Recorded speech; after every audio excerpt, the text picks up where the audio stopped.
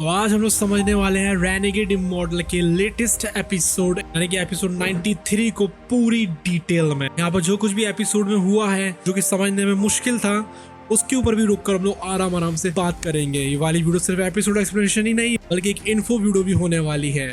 तो यहाँ पर शुरुआत में हम लोग को दिखाया जाता है एक जगह को जहाँ पर कि बहुत सारे लाइट क्रिस्टल छूट रहे थे, फॉर्मेशन रहती है ऊपर की तरफ बढ़ती है और एक बंदा बहुत ज्यादा पावरफुल आता है ऊपर की तरफ। वो कहता है कि मैंने अपने सेक्ट की कितनी ज्यादा टाइम तक लोगों की एनर्जी को एब्जॉर्ब किया है, उनको मारा एक तरीके से, इसलिए सबसे बड़ा कल्प्रिट तो मैं ही हूँ, मुझे यहाँ पर मर जाना चाहिए। इसलिए वो सारी की सारी सोर्स को अपनी तरफ खींच लेता है और खुद को खत्म करना शुरू कर देता है। लेकिन वो खुद की पावर से यहाँ पर इस ट्री को पावर देना चाह रहा था जिससे कि वो बहुत ज्यादा पावर के साथ निकल सकते हैं बाकी कल्टिवेटर्स जो कि सेलेस्टियल इमॉर्टल क्लैन के होंगे और वो यहाँ पर इस सुजाकू प्लेनेट के ऊपर हमला कर सकते हैं। वो जो बंदा रहता है वो काफी ज्यादा दुखी था। वो बताता है कि सबसे पहले जो सुजाकू थे उन्होंने यहाँ पर उनके क्लैन को सील कर दिया था और वो दसियों हजारों सालों से यहाँ पर फंसे हुए हैं। इसका मतलब ये है कि यहाँ पर इतने ज्यादा पेन झेलने वाले लोग हैं जो कि हम लोग को ऑलरेडी दिखा दिए हैं डोंगवा में, जितना पेन वैंगलिन पूरी लाइफ में भी नहीं झेलता है अपनी। इस बंदे ने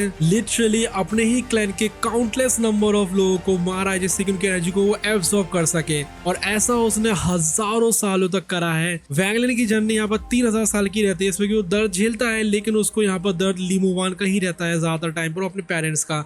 लेकिन यहाँ पर इस बंदे को जो दर्द है वो इतने टाइम तक झेलना पड़ा है जिसमें कि उसके अपने क्लैन को मेंबर को ही मारना पड़ता है और कितने ही सारे काउंटलेस को मारना पड़ता है। इससे दिखता है कि यहाँ पर जो रेनेगेड इमॉर्टल है वो कितनी ज्यादा रैंडम है और कितनी ज्यादा रियल लाइफ जैसी फील होती है कि यहाँ पर कितने ज्यादा सफर करने वाले लोग हैं। यहाँ पर जो ट्री रहता है और ज्यादा पावरफुल होता है और काफी सारे बंदे जो रहते हैं वो बाहर की तरफ आ जाते हैं और कहते हैं एंसेस्टर हम लोग यहाँ पर इस प्लेनेट के ऊपर हमला करेंगे। इस चीज को देखकर ज़ूकी रहता है जो कि यहाँ पर प्लेनेट सुजाकू होता है, वो बाहर आ जाता है। सारे के सारे जो कल्टिवेशन अलायंस रहते हैं, सेक्ट्स रहते हैं, उनको ऑर्डर देता है कि हम लोग यहाँ पर इमॉर्टल जो क्लैन है उसके ऊपर हमला करेंगे और यहाँ पर बहुत ज्यादा बड़ी वाली वॉर शुरू हो जाती है।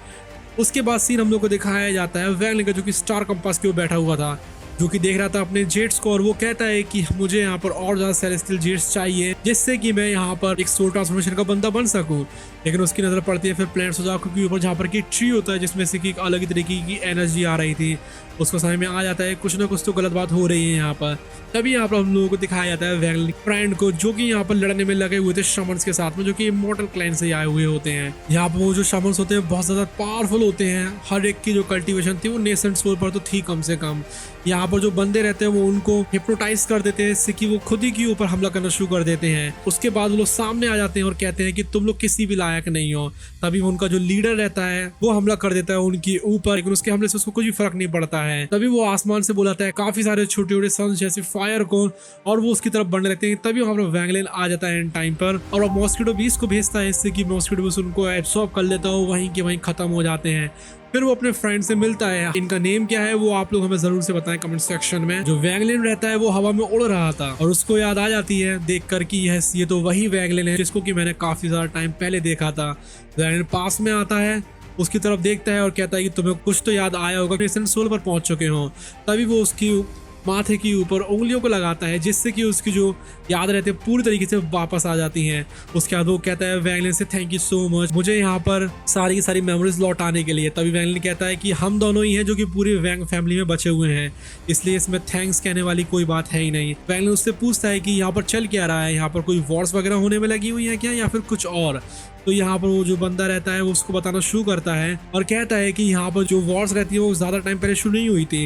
यहाँ पर जो इमॉर्टल क्लैन रहता है वो यहाँ पर ऊपर आ गया था और यहाँ पर जितने भी 4 सेकंड इमॉर्टल क्लैन के लोग रहते हैं वो यहाँ पर सुजाकू प्लैनेट के ऊपर हमला करना शुरू कर देते हैं और ये फाइट काफी टाइम तक चलती है। जो यहाँ पर क्वान फैंग रहता है वो एक यंगर जनरेशन के बंदे को चैलेंज करता है 4 सेकंड इमॉर्टल क्लैन के।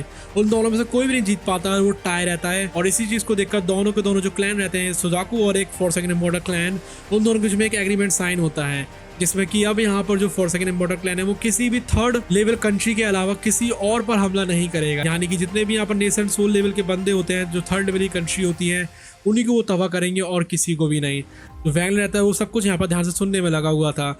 उसके बाद वो बताता है वैंगलिन को कि हम लोग भी यहाँ पर रैंक 3 की कंट्री हैं और इसलिए यहाँ पर हम लोगों को ये लोग मारना चाह रहे थे और मैं काफी सारे हायर लेवल के सेट के पास भी गया था लेकिन कोई भी हेल्प नहीं कर रहा था, इसलिए मैं तुमसे हेल्प मांगता हूँ वैंगलिन की, प्लीज जल्दी से चलते हैं हम लोग जाओ कंट्री में और जाकर लोगों को बचाते हैं। तभी यहाँ पर हम लोगों को सीन दिखाया जाता है जाओ कंट्री के लोगों का, जो कि यहाँ पर बहुत ज्यादा स्पीड में भागने में लगे हुए थे। फादर, वाइफ और एक फैमिली का सीन दिखाया जाता है, जिसमें कि वो लोग सोच रहे होते हैं कि हम लोग कैसे बच पाएंगे, क्योंकि उनका जो सन रहता है उसके पास से स्पिरिचुअल रूट्स। और वहीं जो जाओ कंट्री रहती है वहां पर अलग ही तरीके का टेरर मचा पड़ा था। यहाँ पर काफी सारे जो शवल्स रहते हैं पूरी कंट्री को डिस्ट्रॉय करने में लगे हुए थे, और जो कंट्री रहती है वो यहाँ पर बहुत मुश्किल से जैसे करके बच भर पा रही थी। यहाँ पर उनके ऊपर हमला करने में लगे हुए शमन्स, उनको देखने के लिए मिलता है कि ये जो फैमिली है जिसके हाथ में एक बच्चा है जिसके स्पिरिचुअल रूट्स हैं, वो पीछे की तरफ भाग रहा है, पीछे पीछे उनके आ जाते हैं। लेकिन तभी वो जो बंदा रहता है वो अपनी उंगलियों को काटता है और यहाँ पर बुला लेता है एंसेस्टर की छोड़ी हुई लेगेसी को,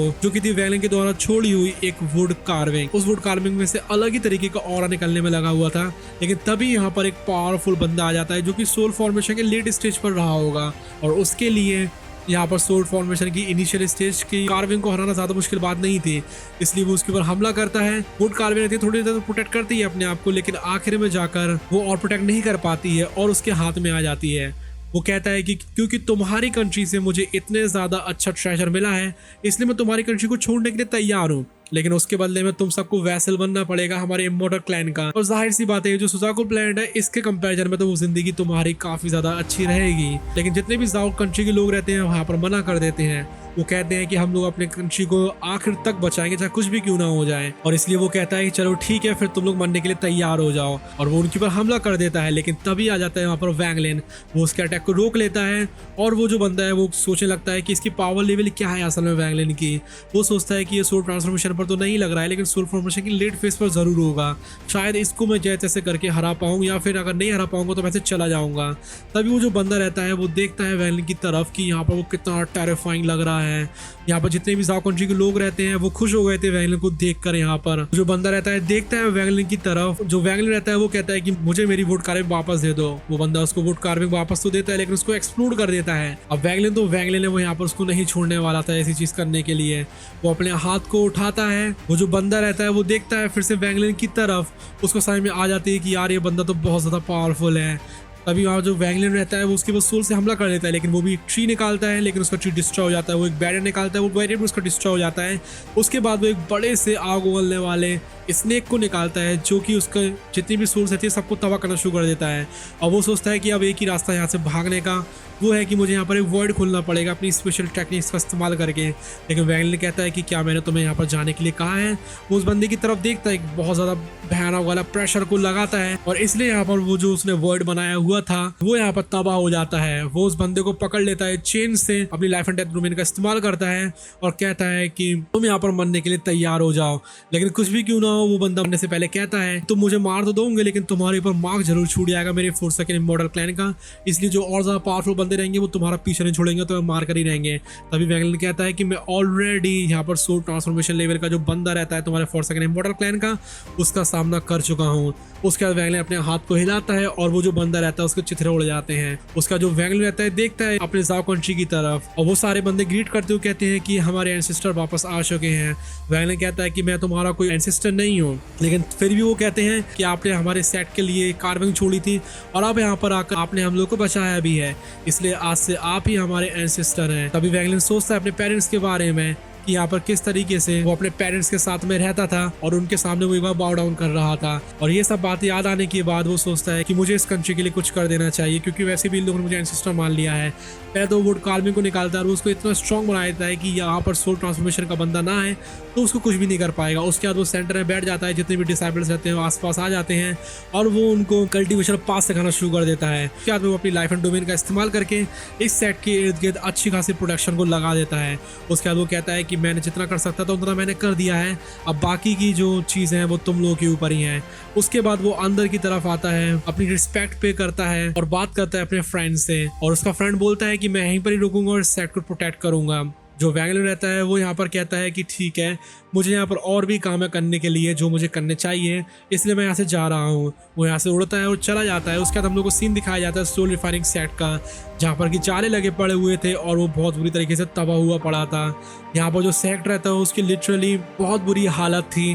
वो देखता है अंदर की तरफ और उसको अब सिर्फ यहाँ पर 3 लाइट्स दिख रही थी, वहीं पहले उसको 9 लाइट्स दिखा करती थी। वो समझ जाता है कि ये सेट की हालत बहुत ज्यादा खराब हो चुकी है और उसके बाद एक और पर्पल लाइट वहां पर आती है जिसमें से कि निकलते हैं दूतियान, जो कि जाहिर सी बात है उसकी हेल्प करने वाले हैं सोल ट्रांसफॉर्मेशन में ब्रेक थ्रू करने के लिए। वेल इस वाली वीडियो में बस इतना ही। अगर आपको और भी ज्यादा एक्सप्लेनेशन चाहिए इसी तरीके की तो आप लोग अभी के अभी हमें सब्सक्राइब कर सकते हैं।